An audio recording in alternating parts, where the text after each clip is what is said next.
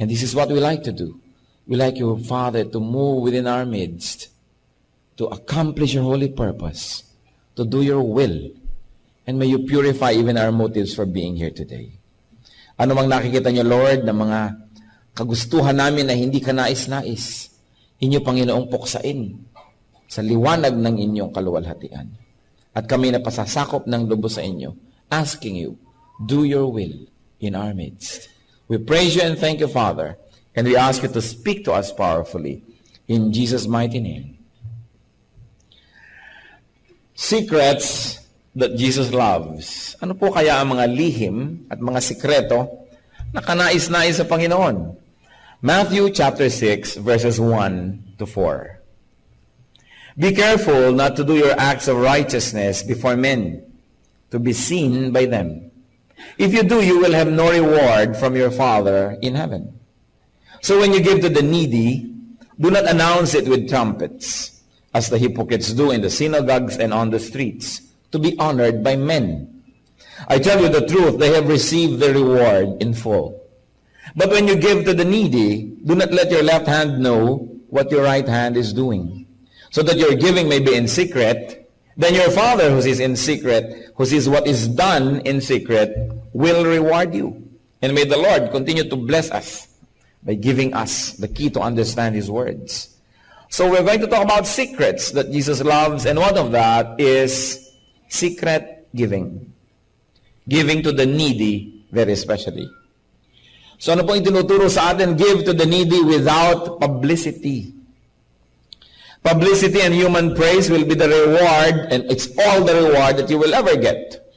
Because God will no longer reward and repay you when people already honor you.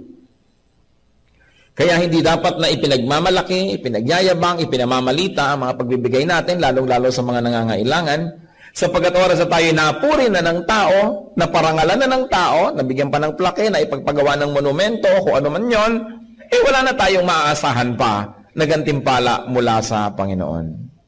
Because God rewards openly good deeds that are done secretly. Yan po ang sinasabi ng ating binasa. At kung ididiin natin yung mga original words, talagang the reward is given openly to good deeds done secretly. Ano po yung rationale behind that principle? Because all good things come from the Father. Wala naman tayong production ng good things Ang Panginoon ang nagbibigay, tinatanggap lang natin. At kung tayo nakikinig sa kanyang tinig, ibinibigay natin doon sa pinagbibigyan niya, ipinadadaan lang sa atin, pero merong tunay na dapat puntahan. At kung hindi natin nilalabag ang kalooban ng Diyos, pinadadaloy natin yung pagpapala, inaabot natin sa tunay na dapat puntahan. Ano ngayon ang kapuri-puri tungkol sa atin doon? Sabi nga ng matatanda, wala namang humahawak ng palayok na di nauulingan. Kaya kung tayo'y daanan man ng pagpapala tungo sa iba, siguradong meron na rin natira sa atin at meron na rin tayong napala, bagamat hindi lahat-lahat ay naging atin, pero tayo na rin yung unang nag-benefit doon. So hindi natin pwedeng sabihin na tayo'y giver, tayo'y mga taga-abot lamang. At napakabuti ng Panginoon na maging yung taga-abot, may natitira para sa Kanya. O sige, bilang taga-abot, ito'y para sa iyo. Ngayon yung iba, iabot mo na. Kaya hindi marapat na sobrang naitatanghal ang pag-aabot sapagkat ang Panginoon naaagawan ng kaluwalhatian. James 1:17, every good and perfect gift is from above, coming down from the Father of the heavenly lights, who does not change like shifting shadows. So the Father is the real source, the Father is the real giver. Therefore, the so-called charitable people are just vessels, channels of blessings. Salamat at dinidinig nila ang tinig ng Panginoon, sinusunod nila yung bilin, pero ang tunay na dapat na itanghal ay yung pinanggalingan ng pagpapalang yon. When people unjustly receive the praise that should be given to God, then God is not honored. And when people keep themselves out of sight, when people get out of the way, God is honored. When recipients do not and cannot identify the channel of blessing, they inevitably look up to the source who is none other than God. Kung biglang pagbukas nyo ng inyong pinto sa isang umaga, ay may pagpapalang nando na, hindi nyo alam kung sinong nagbigay, hindi nyo alam kung sinong pasasalamatan, natural, wala na kayong ibang pagpipilian pa, at napapasalamatan tuloy natin na itataas ang pangalan ng Diyos. Kung minsan sobra tayong nagiging beholden to the human instruments that God is taken out of the equation. Ano pa yung mga instances na muntik nang maagawan ang Panginoon ng kaluwalhatian pero mabuti na lamang at may nagtutuwid doon sa mga muntik ng mga magkamali? Halimbawa sa Revelations 22 verses 8 to 9, ito pong si John ay pinakitaan ng anghel ng mangyayari sa future at anong ginawa ng John na ito doon sa anghel na nagpakita sa kanya? I, John, am the one who heard and saw these things. And when I heard and seen them, I fell down to worship at the feet of the angel who had been showing them to me. But he said to me, do not do it. I am a fellow servant with you and with your brothers the prophets and all who keep the words of this book. Worship God. Tama nga naman. Matapos maging usher yung anghel, ipinakita kay John yung mangyayari sa future. Ang ginawa ni John, pagkat he was in the presence of a heavenly being, ay nagpatira pa siya sa paanan ng anghel para sambahin ng anghel. Sabi ng anghel, maghunos dili ka, tumayo-tayo ka dyan, tigilan mo yan, huwag mong ituloy. Sapagkat ako'y tulad mo lang, tulad din ng mga propeta, at tulad ng sino mang susunod sa mga nakasulat dito sa aklat na ito, na salita ng Panginoon. Ang gawin mo, sambahin mo ang Diyos lamang. Hindi tinanggap ng anghel yung papuri, hindi niya tinanggap yung pagsamba. At nakita niyo po na pati si John, na ngayon marami na rin sigurong nagdadasal kay John. No? Si John na ngayon ang patron. Siya na ngayon ang dinadasalan. Samantalang once upon a time, nagdadasal din siya doon sa anghel at itinuwid siya ng anghel. Sabi niya, ikaw, ako, ang mga propeta, at sino man nasusunod sa salita ng Diyos ay pareho lang tayong lingkod ng Diyos. Walang dapat itataas kundi Diyos lamang. Ito pong si Peter, na ngayon dinadasalan na rin ng marami, once upon a time, meron ding nagtangkang lumuhod sa kanyang harapan. Sa Acts chapter 10, 25 to 26. As Peter entered the house, Cornelius met him and fell at his feet in reverence. But Peter made him get up. Stand up, he said, I am only a man myself. So si Pedro, sinikap din na luhuran itong si Cornelius. Sapagkat ang pakiramdam ni Cornelius, banal na tao ito, lingkod ng Diyos, makaluhod. Sabi ng Pedro, tumayo-tayo ka kapatid, nakakahiya sa Diyos ang ginagawa mo. Tao lang ako. Pero ngayon, marami pa rin lumuluhod. Hindi lang kay Pedro, kundi sa rebulto ni Pedro. Kaya yung rebulto yung makakapagsalita, sabi, mahiya-hiya ka, tumayo-tayo ka dyan. At pakidurog-durog mo ako, sapagkat hindi ako dapat narito. Pinagbabawal ito ng second commandment, at di ka dapat lumuhod sa akin, ipinagbabawal ng first commandment. Nakita nyo kung nabubuhay lang yung mga yan ngayon, sila mismo ang number one na aangal sa ginagawa ng maraming tao sa kanila. At ang Panginoong Jesus, minsang naglalakad, may isang babaeng pumapapel. Luke 11, 27 to 28. As Jesus was saying these things, a woman in the crowd called out, Blessed is the mother who gave you birth and nursed you. He replied, Blessed rather are those who hear the word of God and obey it. So sabi nito isang babae nagmamagaling, pinagpala ang babae nagsilang sa iyo at nagpasuso sa iyo. At sinabi niya, ang tunay na pinagpala, yung nakakarinig ng salitang ito, nakikinig at sumusunod. Itinutuwid, sapagkat kung sino-sino ang binibigyan ng honor ng mga tao, liban sa Diyos at sa salita na nanggaling mismo sa Diyos. Kung magbabasa lang ng Biblia ang ating mga kababayan, maraming mga kabaliwan ang dali-daling mapapanaw. Mga pagsamba kong kani-kanino, pagluhod kong kani-kanino, pagdarasal kong kani-kanino, ang binibigyan ng papuri kung sino-sino. Ang binibigyan ng pasalamat kung sino-sino. Ay salamat, tumigil ang baha. Bakit? Kasi nagdasal kami dito. Ay salamat, tumigil ang bagyo. Ay salamat, nagkaroon tayo ng mapayapang gobyerno. Ay salamat, nagkaroon tayo ng ganito. Kanina nagpapasalamat, hindi sa Diyos, kung kani-kanino. Kaya di naman matapos-tapos ang mga pasanin na inihahampas sa atin ng langit sapagkat hindi tayo kumikilala sa tunay na dapat kilalanin. When God is honored, when truth operates, God blesses. Sapagkat ang karangalan ay para lang sa Diyos. Siya lang ang bagay tumanggap ng ganong mga bagay. Ngayon po, kailan ba maaaring halimbawang magbigay ka na nakikita ng iba? Kasi ang sinasabi natin, nagbibigay tayo na hindi ka tayo nakikita ng iba. Kailan kaya pwede na nagbibigay ka ng hindi nakikita ng iba? One is giving to the needy, to instruct, or to inspire, or to set an example. Halimbawa, nagbibigay kayo sa mga nangangailangan, nakikita ng inyong anak, nakikita ng mga bata, di mabuting nakikita nila para nagkakaroon ng halimbawa.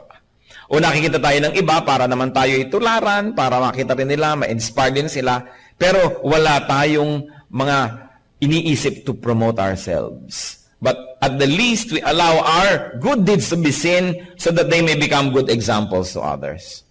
And also, kung minsan, yung mga good deeds natin, ina-announce natin to promote order.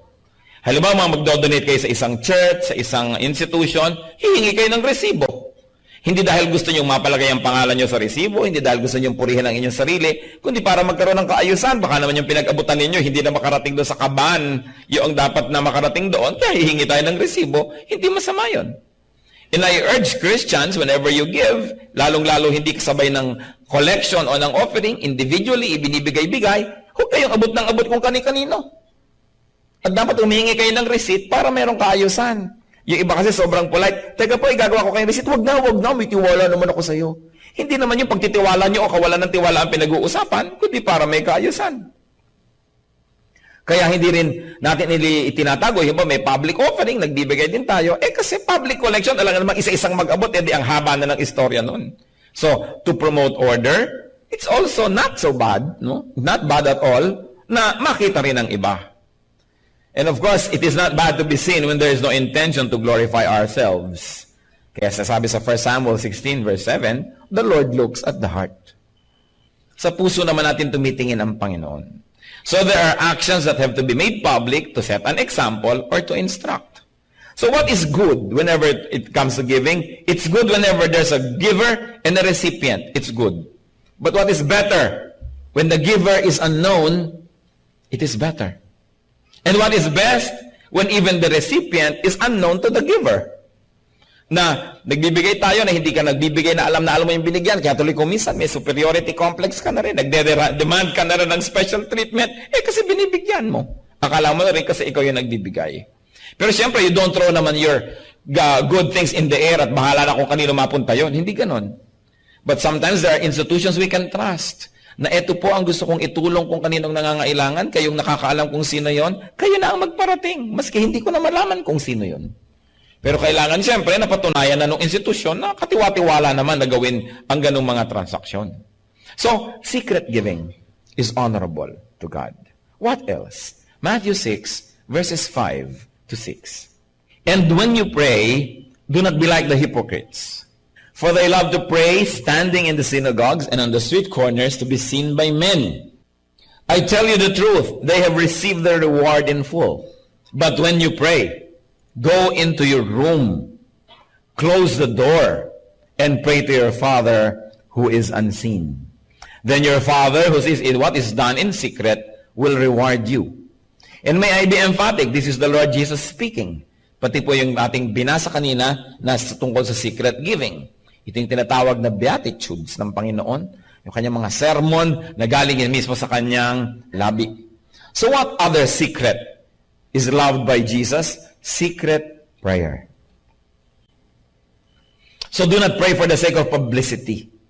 Do not pray for the sake of show. Those who are recognized, praised, and honored by people because of praying will get only that, human recognition.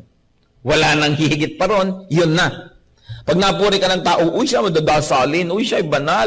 Naku, purihin ng Panginoon, madasalin itong kapatid na ito. Napuri ka na ng tao, wala ka na dapat antayin na papuri pa mula sa Panginoon. So what can we learn? Is to value private prayer. We should pray privately. To pray secretly. Those who pray secretly will be rewarded openly by God. Makikita ng tao na talagang nire-reward ka ng Panginoon, bine-bless ka. Hindi maitatago, hindi maikukubli. And what's the rationale behind this? People who pray publicly and openly usually get the credit. They usually get the honor. And then usually, people become dependent on them. Ay naku, wala pa ang ating mga prayer warrior, paano na kaya tayo? Ay naku, wala yung mga prayer leaders natin, paano na kaya tayo? Eh bakit wala ba yung Diyos? Pag may isang taong gustong mag-pray, nandun naman ang Diyos na peprayan, eh di kumpleto na ang mga pangangailangan. But sometimes, self-styled prayer leaders and prayer teams can make themselves look so indispensable that people now forget that there is God. That they feel that the whole activity is incomplete without these people leading a prayer. So ang mga nagiging hindi po maganda are people's dependence on prayer warriors, people's dependence on special prayer personalities. Naku, paano kaya ako gagaling? Wala si ganito na nagpe-pray for healing. Bakit wala ba ang Diyos? O wala ka bang kakayahan manalangin? Manalangin ka. Ang Diyos ang mahalaga. Pag may nananalangin at may pinapanalanginan na Diyos, kumpleto na yon. Kaya kung minsan, some people can make themselves look so important as if prayer would not be complete without them. Naaagaw ang kaluwalhatian ng Diyos. Lalong-lalo yung mga inaasahan natin, prayer for healing. Siyempre, you become emotionally dependent. Pagka may mga tao na, eto, nananalangin para ka gumaling. May mga palapat-lapat pa ng mga kamay, mga papunas-punas sa mga langis-langis at pakaway-kaway ng mga panyo-panyo, kung ano-ano na yung mga props. Alam natin yung itinuturo sa scripture na anointing of oil, hindi for its sacramental value. Hindi yung dahil in-anoint ka, may value yon at merong pampagaling yon. Yung context ng anoint the sick with oil is for its hygienic purpose and for its social purpose. Ibig sabihin, pabanguhan na yan, lotion na. Ibig sabihin, i-claim natin gagaling na, babango na yan at makikihalubilo sa atin, so anoint with oil. Hindi yung pinahiran mo ng oil, nagpagaling tuloy yung oil. Nagiging superstitious ang mga tao. Ay, paano tayo gagaling? Walang oil. Ay, paano tayo gagaling? Walang panyong puti. Ay, paano tayo gagaling? Walang palaspas. Paano tayo gagaling? Walang ganito. Anything that you place between you and God becomes an idol. Anyone that you place between you and God also become an idol. Kaya malinaw sa atin dapat yun. Even the Lord wanted His healing ministries to be kept secret. Ang nakakapagtaka, ang Panginoon, inililihim ang kanyang healing ministries, tapos mayroon namang mga tao na yun ay pinakakabunyag-bunyag at yan ang pinakakapromote-promote healing ministry. Baligtad. Sa Luke 8:56, isang batang babae ang namatay at binuhay muli ng Panginoon at matapos buhayin mula sa kamatayan, her parents were astonished. But He, meaning the Lord Jesus, ordered them not to tell anyone what had happened. At sa Matthew 7:36, isa pong deaf and mute, isang bingi at pipi, ang pinagaling ng Panginoon at pagkatapos anong utos niya, Jesus commanded them not to tell anyone. Ayaw ng Panginoon na ang mga tao pagkaguluhan siya dahil lang sa healing ng katawan. Gusto niya ang mga tao ay lumapit para isuko ang mga kasalanan, ihingi ng tawad at magkaroon ng bagong buhay. At manaka-naka ang Panginoon ay nahahabag naman sa mga tao, pinapagaling na rin sila sa kanilang mga karamdaman, subalit hindi siya dumating sa lupa para magpagaling ng mga physical illnesses.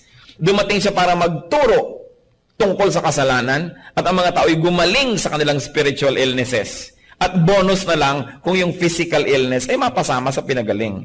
Pero siyempre, kung tayo ay may nararamdaman, kung ang mga mahal natin sa buhay ay may nararamdaman, ay kuminsan ay pinadidimlan na rin tayo ng pag-iisip. Sometimes our reason is also clouded by very immediate needs, especially to alleviate pain, to the point that we give so much importance to physical healing when it is not the reason why Christ came to the world. So I came to call the sinners to repentance. Kaya mag-ingat-ingat din tayo sa mga ministry ng mga healing na wala namang mga repentance itinuturo. Dumating kayo lahat sa luneta at sa isang iglap gagaling kayo na hindi malamang tinuturoan ng Espiritu na magsisi sa kasalanan, hindi tinuturoan magpasakop sa Diyos. Ang inuuna, physical lang. Kung physical, gumaling ka. Tapos, paglakad mo sa mandaroon ay nasagasaan ka ng jeep at namatay ka rin, nagpunta ka pa rin sa impyerno, di baliwala. Kaya importante, inuuna yung Espiritu. The Lord never emphasized the healing aspect of that ministry. Dahil lamang case to case, papagalingin niya, nahahabag siya. Pero hindi siya nagkaroon ng healing crusade kahit kailan.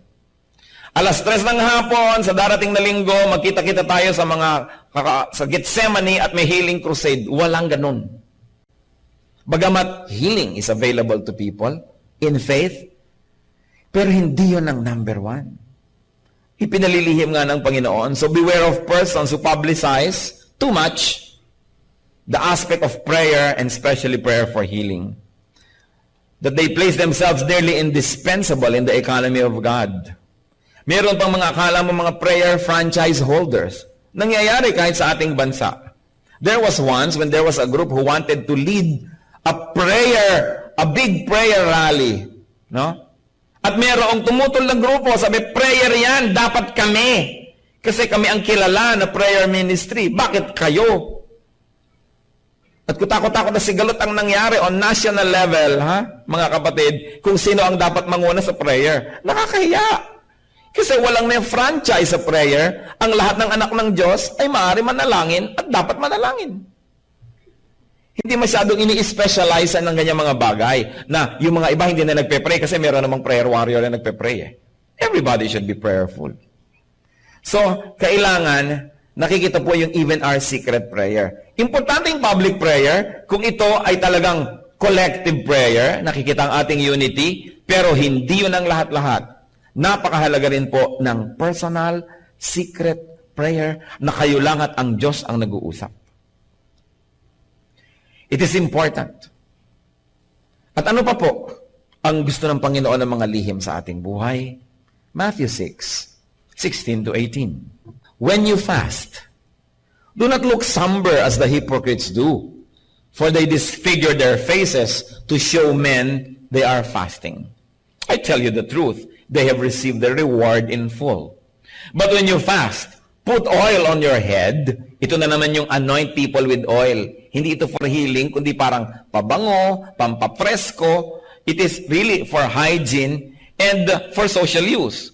When you fast, put oil on your head and wash your face, so that it will not be obvious to men that you are fasting, but only to your Father who is unseen. And your Father who sees what is done in secret will reward you.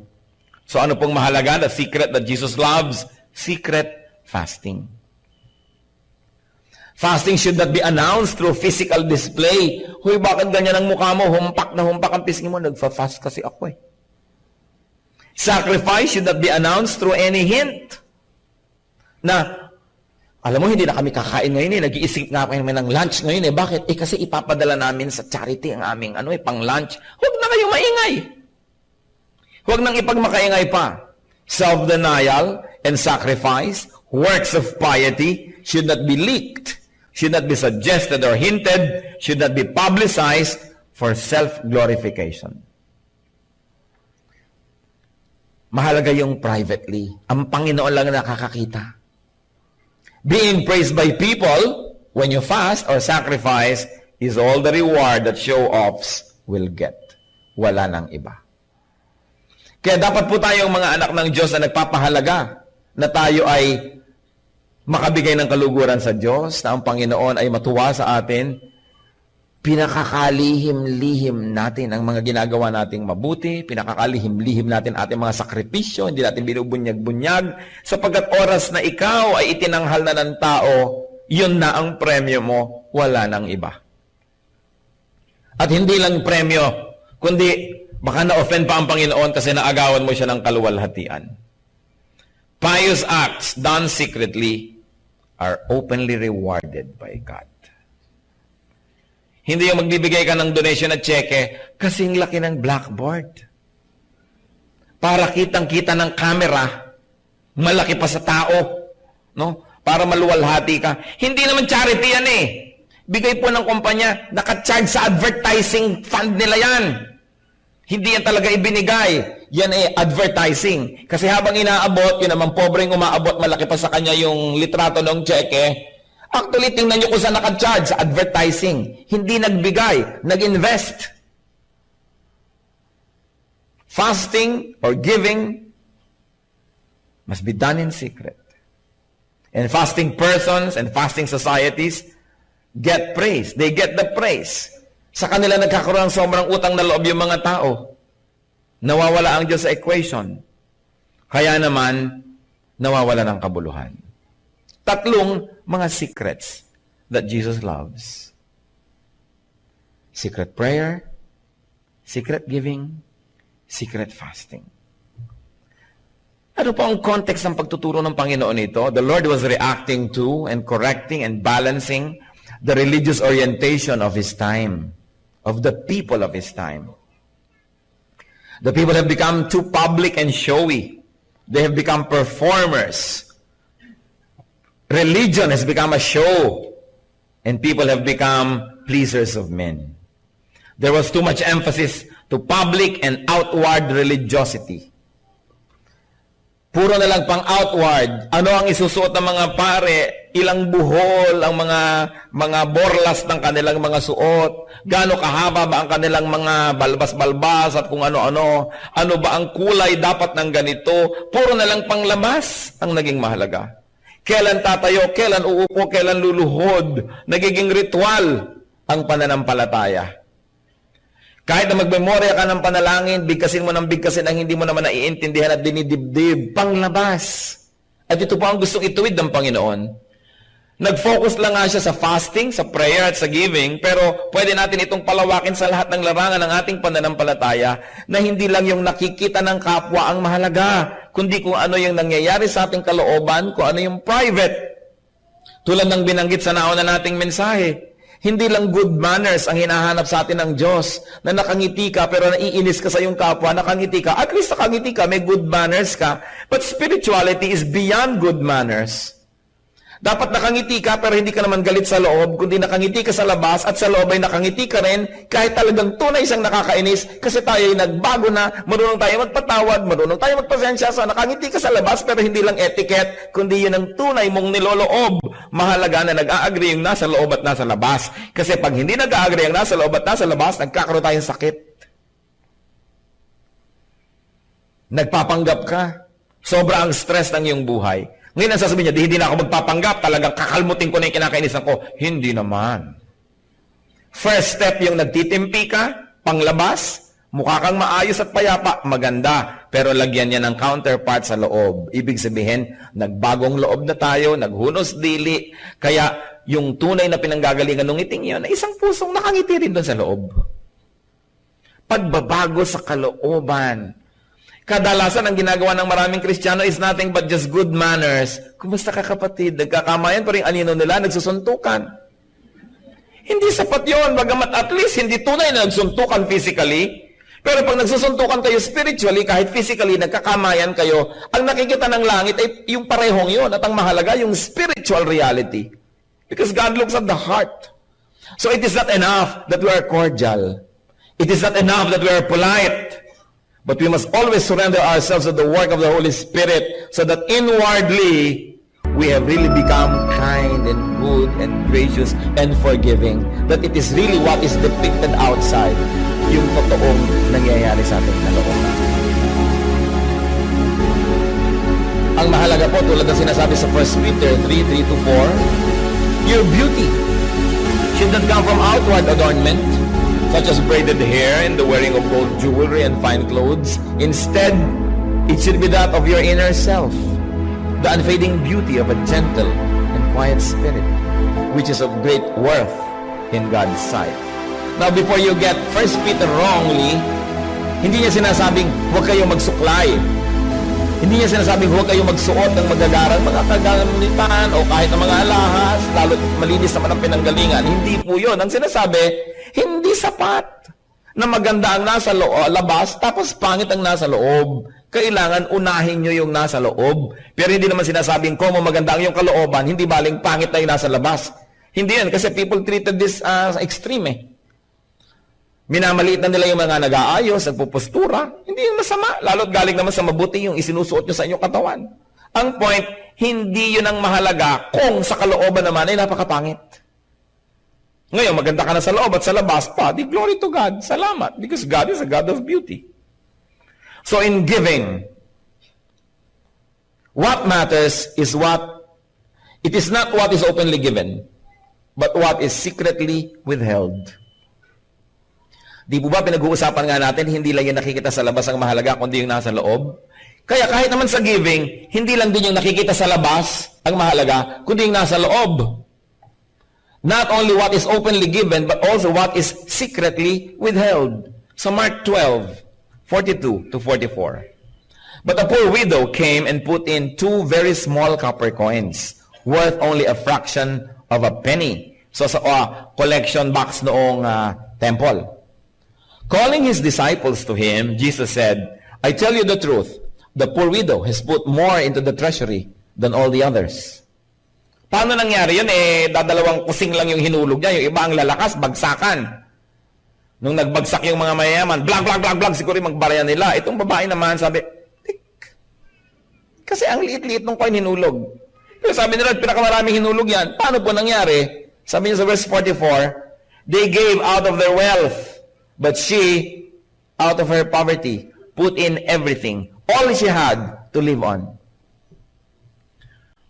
So hindi lang pala mahalaga yung publicly nakikita na binibigay natin na amount, kundi yung privately, yung pang natira, yung pala ang tinitingnan ng Panginoon. Hindi naman pinigil ng Lord yung babaeng, kawawa ka naman babae, exempted ka na, mahirap ka naman, huwag ka na magbigay. Hindi pinigil. Yung bakit hindi pinigil? Kasi alam naman ng Panginoon, yung binibigay natin, minumultiply niya. So habang nagbibigay tayo, hindi niya tayo pinipigil para sa may mamultiply. Hindi katulad ng attitude ng maraming kapwa natin mahirap naman kami, kayo na lang ang taya. Mayroong need yung church, yun na lang mayayamang pamilya ang magbigay. Kami na lang dito ang taga-upo, sila magbigay ng silya. Merong mga handaan, meron tayong magdadala ng kani-kanyang mga dala. Mahirap naman kami, hindi na kami magdadala, kayo na lang mayaman. Kaya tulilaw yung mayaman kasi nagbibigay sila nang mumultiply ng Diyos. Yun naman mga makukunat, ayaw magbigay, ayan, anong mumultiply ng Panginoon? Di wala. Kung bakit meron tayong mentality, mayaman ka naman, kaya bigyan mo ako. Mga empleyado, mayaman na yung may-ari natin, nakawa na lang natin siya. Mayaman naman siya. Ikaw ba nagpayaman? Kung hindi ka naman katulong nagpunta ng kayamanan, bakit kasama ka ngayon kumukot-kot nun at gusto mong kumuha rin? Yung ito pong mentality na ito kailangan maiba. Na hindi ko mo mahirap ako, pananagutan ako ng lahat. Minsan makikita mo sa TV, yung mga nagtirahan sa mga gilid ng ilog na hindi naman pinapatira doon, nagtirahan doon, nung may baha, ililikas tuloy ng gobyerno, ililikas ng libre, isasara mga eskwelahan natin para itira sila ng libre, papakainin ng libre, nagagalit pa sa TV, ang tagal-tagal, wala pa yung relief sa amin. Nagbabayad ba kayo ng buwis? Ang lakas ng loob yung humingi ng relief goods. Di ba? Yung mentality ng ating maraming kababayan, mahirap ako, meron ka, therefore sasandal ako sa'yo. Hindi ako mag-iipon, pag namatay ako, itutumba ko sa yung bangkay ko, problema mong bumili ng ataol para sa akin. Di ba? Hindi ko isipin na magkakasakit ako, pag nagkasakit ako, bigyan mo ako, meron ka kasi. This kind of mentality must be corrected. We should deserve before we desire. Kaya nakita niyo po yung babae, kahit mahirap siya at inilagay niya yung kalahat-lahat, hindi siya pinigil ni Lord, kasi alam niya wala namang lugi sa nagbibigay sa Panginoon. Yung mauutak pa nga dyan ng lalo nang nagkakandagipit-gipit. Kasi pati man naman Panginoon, uutakan pa. So, yung babae nagbigay, nakita ng lahat yon. Yung mga maraming pera, nagbigay din, nakita ng lahat. Pero ano niya kita ng Panginoon? Yung natira, matapos nagbigay yung lahat. Sabi niya, yung mga maraming hinulog, higit lalong marami pa sa bahay yan. I'm not impressed. Konti lang hinulog yan. Ang dami po, konti compared sa natira. Itong babaeng ko, ang daming hinulog. Ang liit nga po ang dami kasi wala nang natira. So nakita niyo, tinitingnan ng Panginoon, yung private, yung secret, yung nakalihim sa mata ng mga tao. Christ was emphasizing the importance of inner, quiet, and personal spirituality. Ano po ang ating buhay? Kumusta naman? Is our open religiosity matched by and grounded on and energized by our inner spirituality? Ang pag-worship niyo po ba, kasabay tayong lahat, merong katumbas na private worship nyo? Sa inyong silid, sa inyong bahay, sa ilalim ng puno, kung saan man na, kayo lang ng Diyos sa nag-uusap, nag-worship kayo. Ang atin pong public prayer na tayo, lahat ay yumuko, ipikit ang mata at magdasal at sabay-sabay naman tayo. Meron po ba kayong panalangin na private lang? Kayo lang ng Diyos ang nag-uusap. Mahalaga yun. Ang ating mga ginagawang mga kabutihan sa panglabas, naroon ba't may katumbas doon sa loob? These are the secrets that Jesus loves. Giving, praying, fasting, or sacrificing. God looks at the heart. God looks at what's inside. And God looks at what is secret. So let us use our energy not in hiding what we are, but in becoming what we should be. Dapat tayo po mga anak ng Diyos maging totoo sa loob. Sapagkat ang spiritualidad natin ay hindi isang palabas, hindi siya show business, dapat ito po ay spiritual, totoo sa loob. Let us continue to nourish our spiritual and private spirituality. Mahalaga na nagtitipon-tipon tayo, nagkikita-kita, maraming group activities. Kasing halaga rin po nun, private spirituality, private prayer, private devotion, private reading of God's Word, private worship. Napaka-importante sa ating paglagong espiritual.